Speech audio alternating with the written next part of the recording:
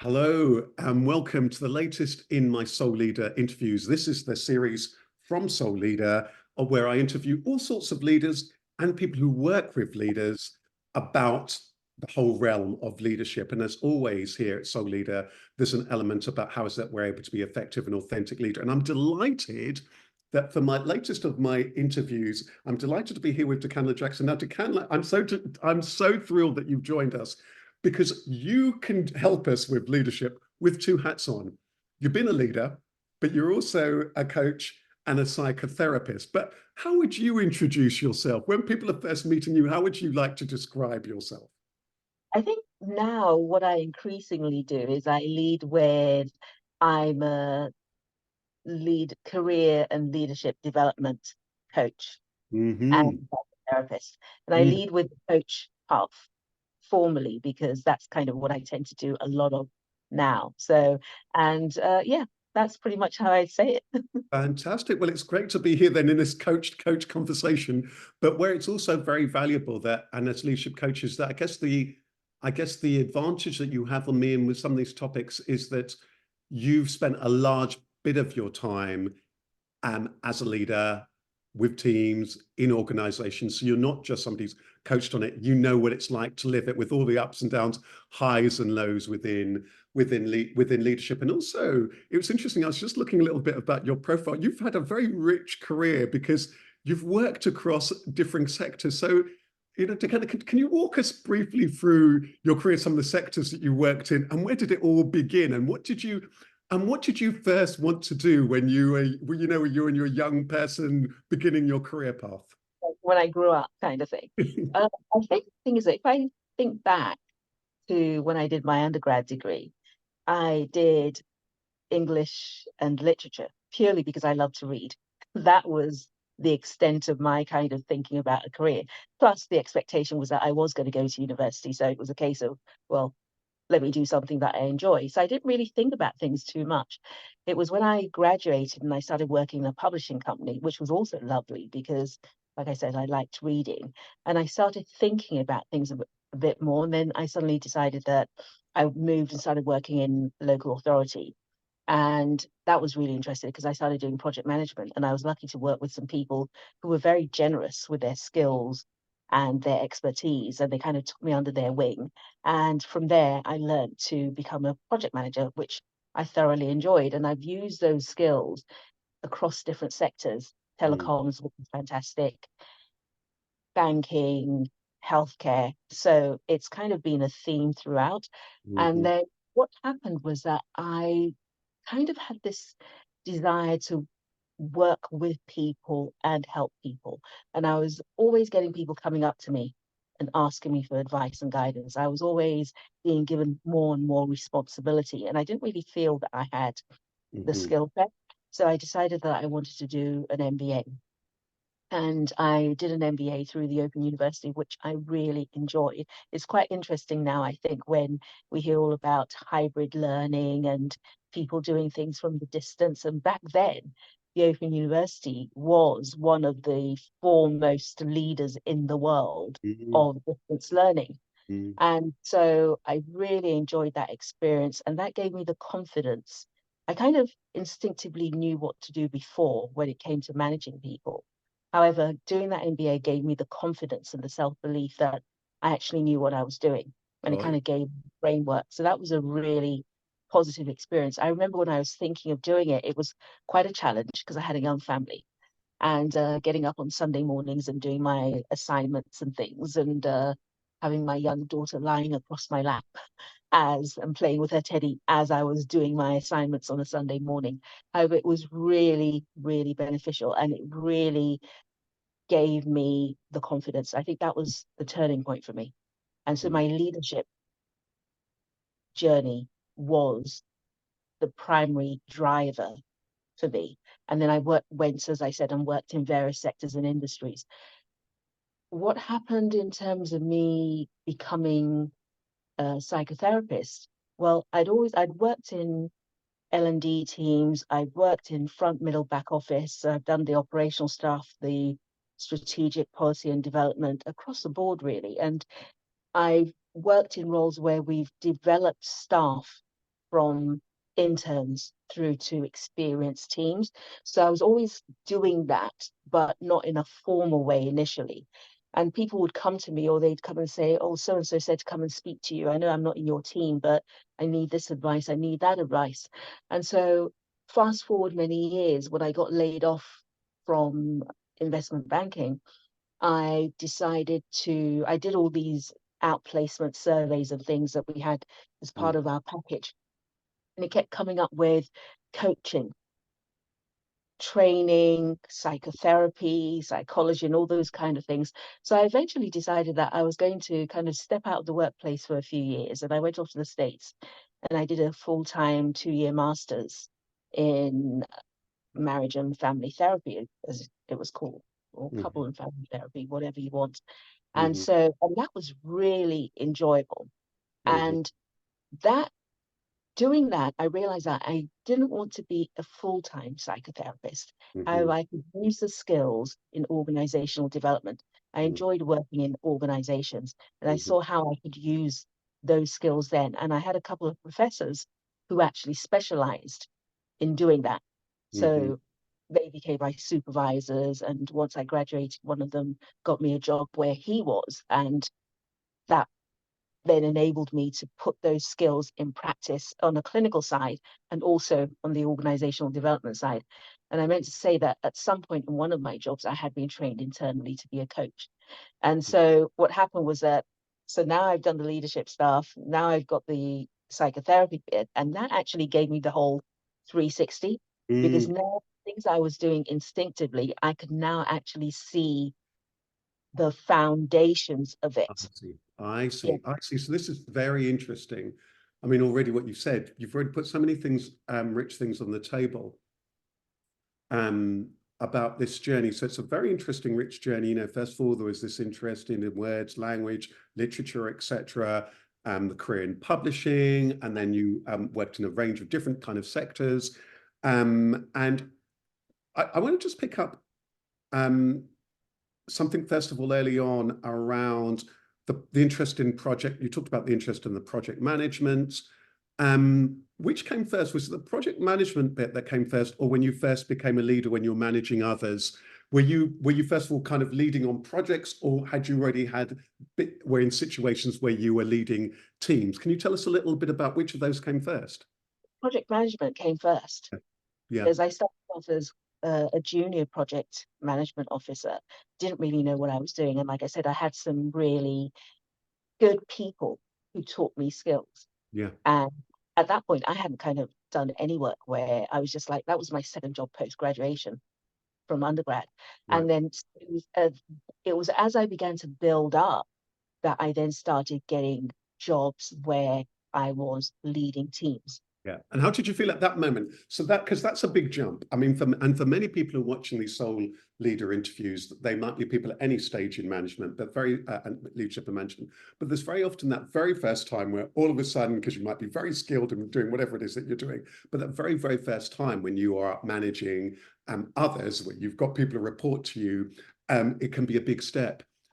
Was that a natural step? Was that something that you were interested in doing, or was it a tricky step for you? How did you find that first bit of when you were first had that responsibility for others? It was at that point that I decided I wanted to do the MBA because I realized that I didn't have any formal skills. So what I was doing was that I was treating people the way I wanted to be treated, It's, but not knowing the ins and outs of it. And yeah, that's why I said that doing the MBA was very seminal for me because it was a challenge. I right. wasn't sure that I was up to it, to be Mm, frank. So, because when I did my undergrad, I was kind of just cruising along, really. I wasn't really challenging myself. So, when I decided I wanted to do the MBA, I looked around and there was nothing else that mhm. at that time and to my mind was going to give me the skills that I needed. So, it was that. And And and that I so, want to dive in just for a moment because that's such a powerful point too, isn't there? That happens in many sectors, you know, and I love the bit when later on you talked about this 360, because of course, in many sectors, you've got people who proven themselves in their day job, and then they're managing and so on. Now they've got responsibility for people, and it can happen in many sectors. Now there are some sectors that we know for organizational development, learning development, where there'll be all sorts of development put in place for them to help them on that, to seamlessly to kind of develop as a leader or manager and so on. And some places where there's none of that in place as well. So it's very interesting, that moment, but where you had that wherewithal yourself to realize, hang on, I feel for myself as though I need to develop. There's one thing about treating people as I'd want to be treated, but I want to go off and I want to get those skills. Looking back now, with the with the additional hats that you have now as the coach and as the psychotherapist, what I just want to find out a little bit. What's your reflections of yourself as a leader? Then what and about your leadership kind of style. And I asked that question because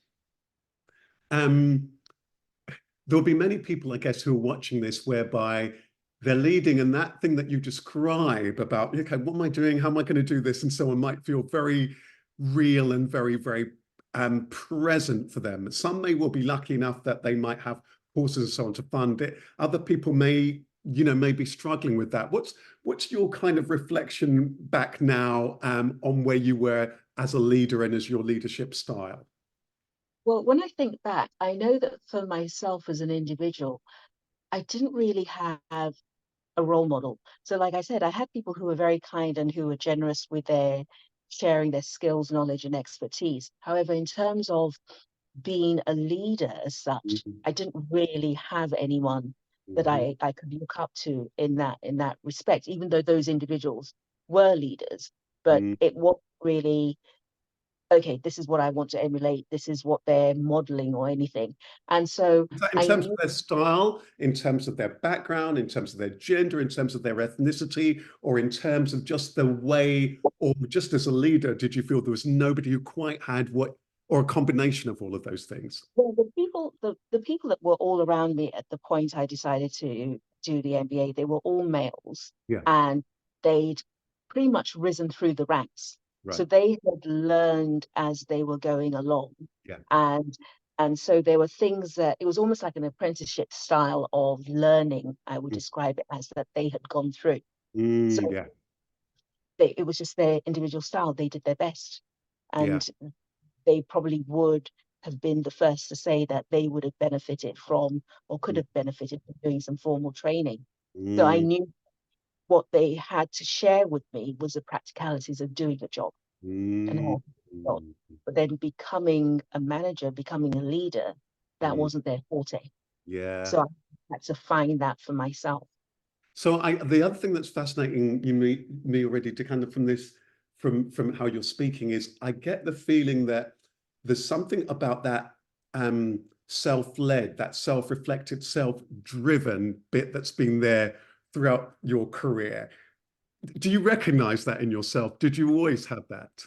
So I absolutely do recognize it, and I've always had it. And it's something that I actually do say to people, that you should always advocate for yourself, no matter Mhm. how fantastic your manager is, no matter how wonderful the organization is around individual development. I think Mhm. we owe it to ourselves to take ownership for that.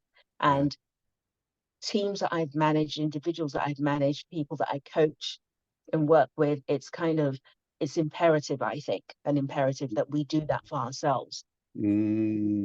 Allow somebody else to, or never delegate that decision making to somebody else, even if it is their role. We I should own love it.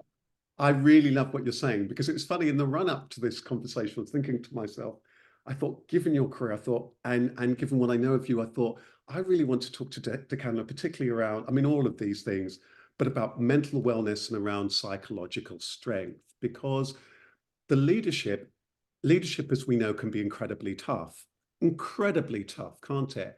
And you've seen it, you've worked across different sectors, from healthcare, banking, public sector, private sector, you name it, all sorts of different environments, challenging environments, and so on. Sounds just like you've also worked internationally as well.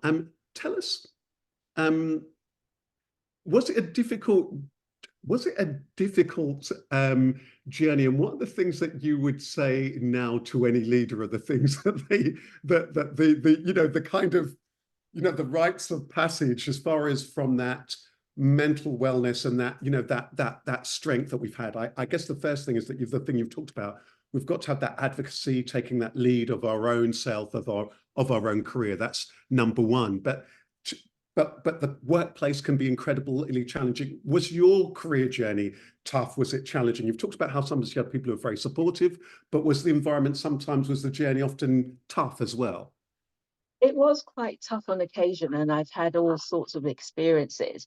And one thing about myself is that I would describe myself as an eternal optimist. For those who are of us who are old enough to remember Pollyanna, I'm a bit of a Pollyanna in the sense of I'm always looking on the bright side of things. And one thing I learned, and I think this is quite an important leadership lesson, is that I learned that some people thought that I was naive. Mm, They thought I was naive because I was always being optimistic. So it's not that I didn't recognize there were problems. I knew there were problems, but my perspective is that's not the end point. That's the starting point. We've got mm, something to do, we have something to deliver.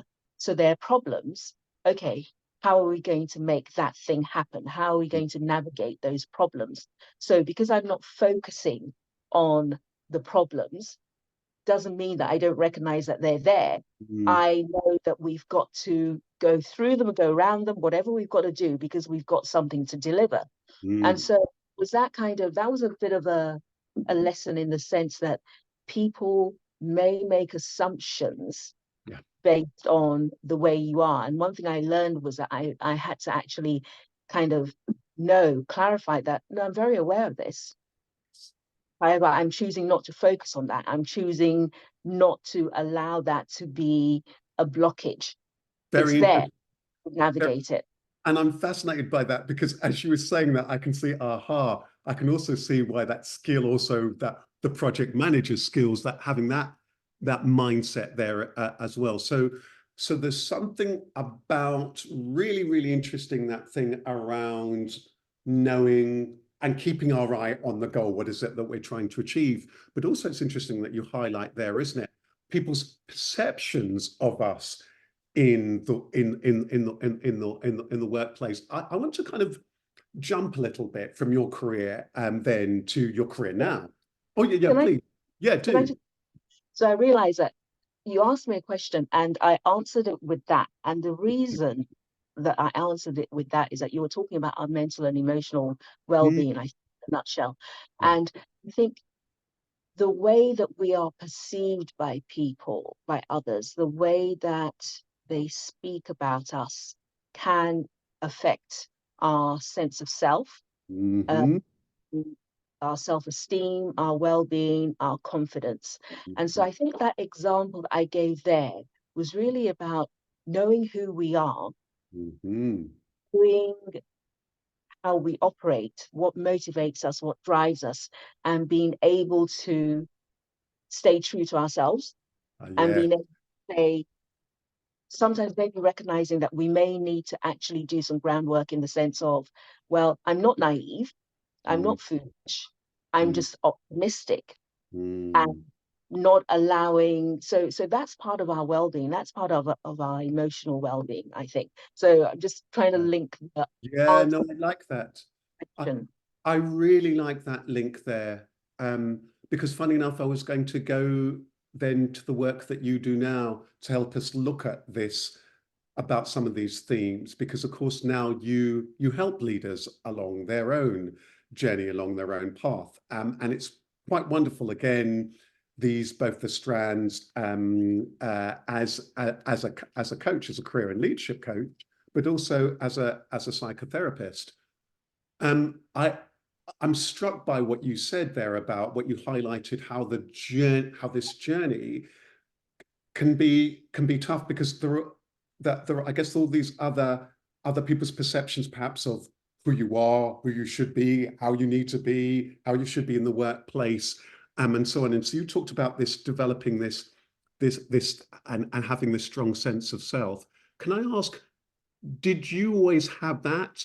Was it something that you had to consciously work on? Is it something you had to make sure time to rebuild? Because of course, this is key, isn't it? That sense of who it is that we are. And of course, there's going to be some people in the workplace who are going to perhaps face more of those challenges perhaps than others, depending, if we're we know about the protected characteristics, different people, if you might be, for example, male and a female in what was perceived a female industry, the other way round, or all of this kind of stuff. So I want to first of all start off with, to kind of, for you, that sense of self, was it there? Was it something that you had to work on? Was it something that you had to rebuild? Tell us a little bit your own experience about that first. Okay, can I just check? There's a lot of noise from around me. I don't know if it's coming up on Oh the. no, we're fine. No, we're fine. You're coming through loud and clear, so that's all good. Yeah. Okay. So I have always had a pretty strong sense of self. I laugh a little bit because some people who love me will describe me as, oh, she's always been a bit bolshy or something like that. But no, the thing is this, I've actually had to learn how to present myself in the workplace. So Mm, I wasn't drinking violent. I've always been somebody who can be very direct and mm, say what I think. However, I've had to learn how to say that or deliver messages in a way that people, in a softer way, in a mm, way that people remain open to hearing. And it's helped mm, my personal life as well as my professional life. So mm, for me, it was really about understanding that my natural way of just responding and being direct. As I became more and more senior, had more and more leadership responsibilities, I had to be really aware of the impact of what I said and how I said it mm, could come across. I remember one of my colleagues saying to me many, many years ago, and I think this was probably my first leadership role, and my team really liked me and everything like that. And I was supportive and they thought I was a good manager and all that kind of thing. And one of my peers said to me, she said, the interesting thing about you is that people who don't know you will think you're scary mm, because you're quite serious and you can look quite stern and you can, when you speak, you can be quite direct. And what mm, they don't know is that you're actually the opposite. And so that was quite, I always remember that because that was the first time I kind of gotten feedback that actually I needed to maybe think about how I came across. And then over the years, through my performance development reviews and annual reviews and assessments, that came out. So it was something that I had to consciously work on. mm. And so it's feedback, it's a criticism, it depends on how you give it and how it's received and things like that. But I've had to actually work on that. And that leads us beautifully to the work that you do now, because I'd imagine that many of the leaders that you're working with, this stuff about how aware they are, how they're seen, how they're perceived, and so on. Tell us a little bit about, um, I would imagine that, and I might be completely wrong, that we know, my own experience with a lot of the work that I've done includes working with, not exclusively, but many, many women, many people of color, and so on, as well as people with many people with different kind of abilities and etc., who may well experience all sorts of additional barriers and challenges in their work and along their particular journey. Um, can you tell us a little bit about the kind of people that you work with now and the kind of things that you work with them on, and what kind of challenges they face, and whether, again, some of these, who am I? How do I keep that sense of myself? How are people perceiving me? They're perceiving me as this, whereas actually I'm that. Can you tell us a little bit about the work you do now and how you help them navigate that journey? Mhm. So in terms of the coaching, one of the things I should have mentioned that I didn't before in terms of my journey of how I acquired my different kind of skill sets was that uh, a couple of years ago, I decided that I wanted to do a formal coaching qualification Mm, because even though I've kind of done an internal coaching course mm, I always wanted to do something that was a bit more meaty, for want of a better description. And so I did do a business coaching. And once again, similarly to the MBA, it really kind of gave me the foundational stuff that I'd been missing. And so what I do is that I build on the practical experience I've had with developing people in different sectors. So whether they've been summer interns right up to kind of VP level and that kind of thing. So I Absolutely. work with people who are maybe they've just been promoted Hmm. to a director level Hmm. in the music industry, in big tech, for Hmm. a couple of examples. Some people who are either taking on new services, some people who are on the promotions fast track, Hmm. individuals who are part of a program that's been set up specifically for women, for example, to get Hmm. in a specific role, specific sector. Some individuals who maybe they've been laid off. So, you know, that there's been lots of layoffs in big tech recently. So helping people with their transition from big tech into anywhere else, Hmm. and turns into some quite serious senior roles to Hmm. help with that whole preparing for the job search. In fact, what does that look like? Hmm.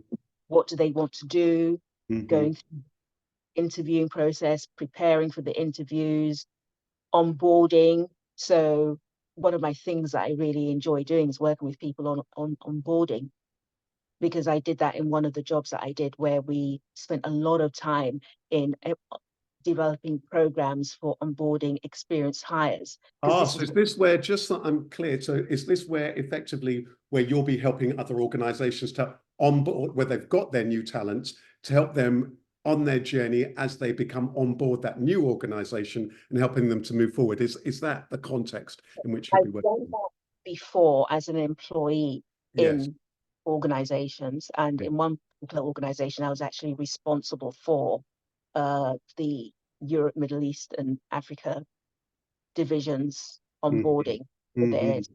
staff. However, what I do now within coaching individuals is working with them on an individual Ah, onboarding plan. So somebody has just acquired a senior nice. role. Let's say they're Yes. moving from tech into a senior role somewhere else, Yes. helping them with that transition. So we Yeah. do like a 90 days program or something. And sometimes people are working in areas where they've suddenly got staff management responsibilities, they've suddenly got Mm, responsibilities or mm, PR, and they've got to do that whole complete shift. So mm. supporting them with that. And that can look like anything. It can be providing a soundboarding service, it can be helping them with the planning. Yeah. So coaching it's whatever it means Yes. to the individual.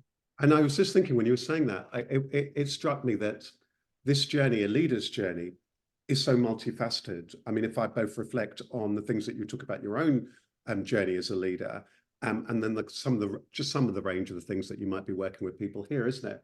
Because there's the stuff that you've talked about. Okay, who am I? My own sense of self. How are other people seeing me? How am I perceiving? How do I navigate all of that? There's the people, there's a project management, there's all of that kind of those kind of skills. And then it might well be you're moving from one sector to another sector, or all of a sudden you're taking on a more senior role. There are so many things. If you had, what would be your I'm just mindful of time. Let's talk about that for Dekanla Festival for any leader at any stage. Share with us your top thoughts. What would be your top tips for anybody, any stage of leadership? If you reflect, pick on that 360 thing about, your own journey as a coach, and also as a psychotherapist, what would be your just handful of tips if you were doing a bit of speed mentoring right now, for a group of people, if you were just giving a talk, what would be your handful of essentials that you would say to anybody on that leadership journey? I think before I answer that, I think one of the things that comes through quite a lot with people is how do they develop gravitas in the role and Mm, as an individual. And yes. that is the challenge for quite a few people. So, and it can look differently depending on your context. So somebody who's been promoted internally and all of a sudden they're in the C-suite and they're wondering, how do I get people to start seeing me as X in this role on the 10th floor or Yeah. wherever that might be? Yeah. So how do you develop gravitas? How do you want people to talk about you when you're not in the room? I really And like what you're talking about. I love this because you're right, isn't it? It gets to the nub of so many things, what you've put on the table before these tips. How do you develop that gravity? How is it that people see? How is it that you, because that links everything together, doesn't it? It's about how people see you. It's about whether you'll be able to persuade. It's a bit whether people are listening to you, how they're listening to you, whether you've got the ear of key people. So I love the fact and it also brings down to whoever we are, however we're configured, the business side of that. How is it that you, whoever you are, whatever your background, whatever your industry background is, whatever your sector is, develop that gravitas. So carry on with that then, Dekanla. What's your thoughts around that? and so that becomes really important, because whether you're an internal promote or you're from outside the organization, it's kind of okay, you've got to set your stall and Mm, state credentials. So mm, what are they? What does it mhm, look like? And doing your homework around who your stakeholders are. I mean, mm, this might sound a little trite, however, it's so important, because some people go into an organization, and especially if you've been told that you're coming in to sort things out, be wary. Yeah. Find out what's going on first. And one thing that I think is quite valuable is getting to know your team. So whether you've got a big organization or not underneath you, who are your direct reports? So having immediate one-to-ones with them, or people who are underneath them, if it's not too big an organization, or if it's quite big, having like a mini town hall or something like that, so that they can see you and they get the opportunity to have their 5, 10, 15 minutes with you. I'm always wary of people will always tell you things about the organization, about individuals. Take those things with a pinch of salt. Always, always find out for yourself, because wonderful. you Yeah, have access to grind. yeah. I think that set of pointers there is so important. So I just want to play back what you had said there. You talk about this gravitas, or whether it is that you're new to a role, whether you've been established in a role, shifting a role, whatever. That thing about who are the stakeholders, who are the team, and of course it becomes very relevant if we're newer, or if we're taking something on. Who are that? With getting to know the team, who are the stakeholders, who are they, and not just taking the word for it or whatever it is. That ensuring that you have that one-to-one, so which means you can begin to influence and so on. The I wonder if and it's only because of time, because I know we could talk about this for a long period of time. Once we've done that, if we've established that and we've done that well with our team, with stakeholders and so on, Dekanla, I just want to know a little bit about other tips here, because one of the things that you touched on, for example, and I thought it was a very poignant moment in this talk, where you talked about, I think it was an early stage in your career, or a stage in your career, and you were studying and studying, but you also, I think you said, was it your daughter? You also had your daughter in your lap whilst you were studying and so on. Because of course the challenge in leadership is that leading might just be one of the hats that we wear. There might be family, might be a parent, there might be all of these other kind of things. So tell us a little bit about this. And maybe this is something that you might want to answer with that psychotherapist hat on, partly, and as a mum hat and as a leader thing. What are some of your pointers there that will help somebody stay well in the round? Tell us your thoughts about that, your tips and your pointers around that. I think one thing is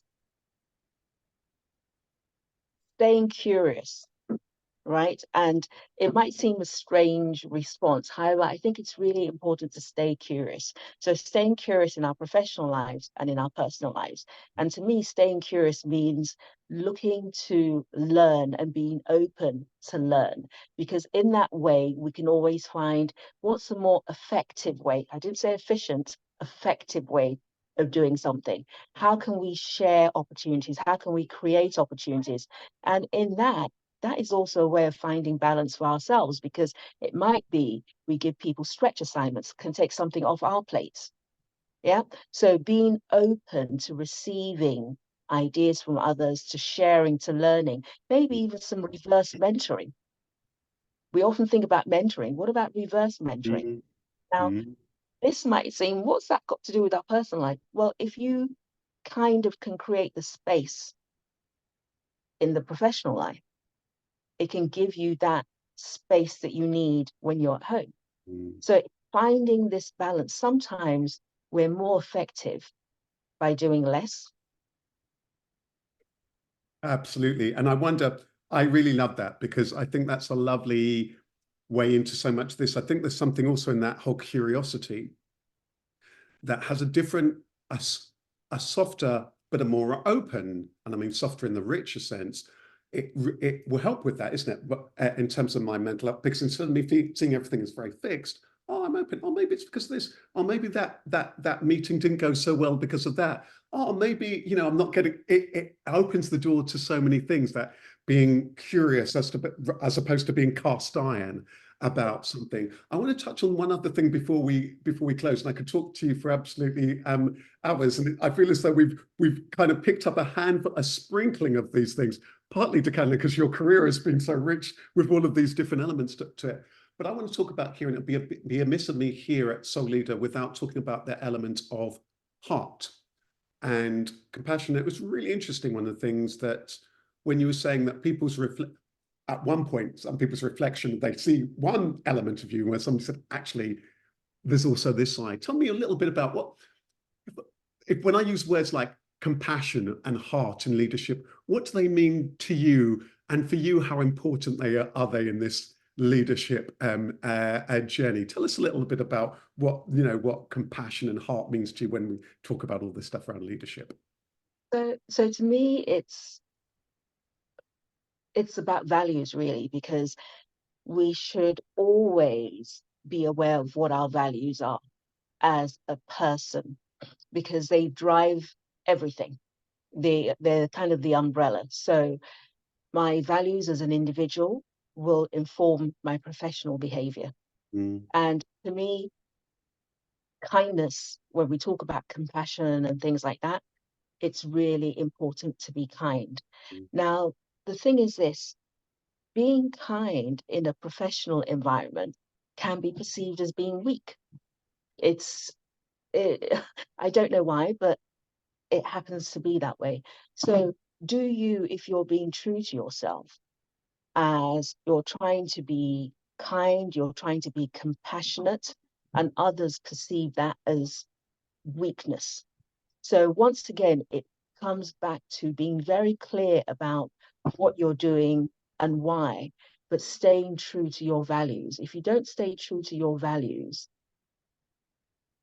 you can't really be mm, happy. mm, mm, So if I'm going to stay true to my values to be kind and compassionate, I'm not weak. I'm not going to allow myself to be manipulated. I can still do my job, and I can still do it to a very high standard. It can be stressful trying to live up to that ideal. However, it is worth it, because if that's what we lead with and we're authentic to ourselves, mm. people see that and they respond to that. It's really, really powerful what you said. I really like that. I just want to play back to you, just before we do close, some of the key themes that I've picked up from this, from you, and then, just allow you to just add in any last thoughts or reflections yourself. But I really enjoyed hearing a little bit about your own journey, from the things that, first of all, had interested you very early on in language, finding yourself in the first sector in publishing, moving into different sectors, developing the skills around project management, you spotting other people, spotting that leadership and potential in you. One of the things that really, that self-learning thing, actually, I'm going to go off, I'm going to do my MBA, being open to and spotting those people who, both when there were and there weren't people who were role models there, both the people who were encouraging to you and when there wasn't that there and you felt you needed to develop those skills in yourself. And something quite strong about that sense of self, developing it and recognizing it's really important to almost like water that throughout that particular kind of journey, to keep that nourished throughout that way, and knowing, again, then where you wrapped up with knowing what your values are. Anything that I've not asked you, or anything else that you would share, to the kind of person who might be watching this thinking, I've really enjoyed this. I felt really kind of encouraged by what Dekanla said, but I don't quite feel as confident, or maybe you get this all the time. I don't quite feel as sure, as confident. I'm finding it more difficult to find who I am and my own voice, or to stay my ground, or what have you. Would you have, and I'm sure you see this all the time, and very often it must be why also you help people understand what their I can't remember how you worded it, but what their cachet is, what their currency is, what they brought to the table. Any last words of encouragement? Because it's easy, isn't it? Many people can lose that, losing that sense of confidence, or just feeling that they've not had it, or feeling that they're an imposter. To kind of, so somebody who's watching this thinking, yeah, I'm taking those things on board. I want to carry some of that away with me. But any last words of encouragement that will help them to have that kind of fortitude and remain kind? Any last thoughts, I, Dekanla? I would say that it's really important that we know our values, Mm, what's important to us, who we are. So I would suggest that people kind of spend some time looking at what's important to them mm, in personal life, in their professional life, and then take that from that perspective, because that drives everything we do. mm, And then also as well, looking at potential role models. mm, So who do you like for what reason? mm, And this might sound a bit silly, but it's actually quite effective. It doesn't just have to be people in the workplace. It can be politicians, it can be actors. Actually, it can even be fictional characters, mm, because when I was training doing psychotherapy, one of the things that they had us do, there were certain films and programs and things that we were required to watch because they were really good depictions of certain conditions, certain mm. personalities, certain situations. And so if we flip that and we think that there might be a character, for example, Ted Lasso, a lot of people talk about that particular character, about The people who don't know, just tell them that, just for anyone who doesn't know that. so I actually can't remember the name of the program, but it's a fictional football manager, Yeah. and people think he's very silly and stupid. However, he is very, very smart in the way he gets people to believe in themselves and Mm, how he does it. So somebody might look at a character like that and think, how does he do what he does? mm, What can I learn from him? So even though it's a fictional character in a TV program, if there is something or someone that resonates with you, whether they're real life or not, what is it that they do that you like? And how can you adapt it to yourself? So find your own role models, and they don't always have to be the business titans of mm, this world. They mm, can be from any walk of life. mm. I So really like. value Yeah. and role models. Yeah, I really like that. And it's funny, just a quick aside for, again, anyone who's watching this, in the Soul Leader course, just an aside for people find it, there's quite a lot of stuff on clarity around your values. And it's interesting to kind of, in the courage chapter, this lovely exercise, picking up on exactly what you're saying, helping people think about, well, who are those people I admire? What are the different qualities? And sometimes spotting, very often those different values help people find enough that way into themselves. Aha, oh, this is important to me. That's important to me. Aha, to help that self-understanding. So I love that. And I love that blend, because you can have that blend between real and then those other people. Some people you met, some people you may have never met, some people who've passed as role models. Well, I know we're fast running out of time, Dekanla, so I just want to say, first of all, a huge, huge thank you to you for this. I've really enjoyed this conversation.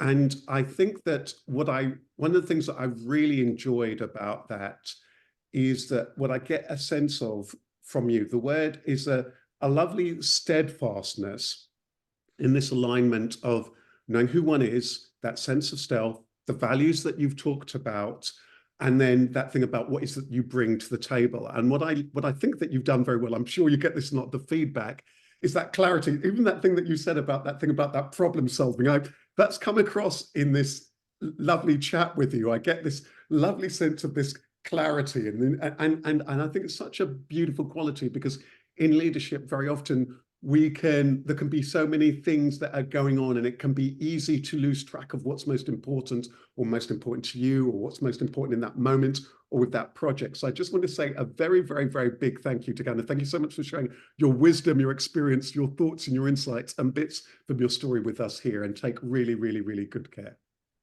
Thank you. Pleasure. Thank you.